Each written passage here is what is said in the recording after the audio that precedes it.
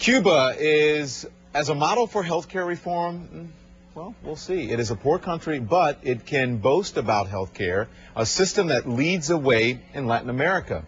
So what are they doing right? CNN's Morgan Neal takes a look at the good, the bad of Cuba's healthcare system. Is there a doctor here in Cuba? When Michael Moore's film Sicko came out in 2007, the debate it sparked put Cuba's healthcare system under the microscope. Cuba supporters gleefully pointed out that the poor communist island gave its people universal health care, something the United States doesn't do. Critics charge that conditions in Cuban hospitals are appalling, and that Cubans had to pay bribes to get decent care. How does health care work in Cuba? It's not an easy question to answer, but there are some impressive statistics. According to the World Health Organization, Cuba's life expectancy is 78 years, the same as Chile and Costa Rica, and the highest in Latin America. And its infant mortality rates are the lowest in the hemisphere, in line with those of Canada.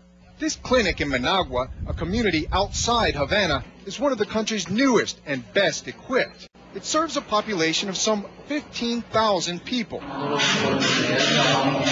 director tells us under one roof, she has dentists, general practitioners, physical therapy, homeopathic medicine, and a laboratory that makes vaccines. Built just 5 years ago, this clinic is really a symbol of what Cuba wants to do with healthcare all over the country. You can see the machinery is new, the walls freshly painted. It's an idea of where the country wants to go, the future of its healthcare.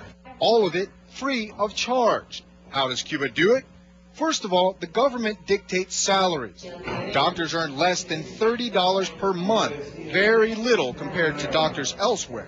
And priority is given to avoiding expensive procedures, says Gail Reed, who's lived and worked in Cuba for decades. They concentrate on prevention. They concentrate on bringing services closer to people's homes so that the big ticket items don't really don't sponge up all that small budget they have.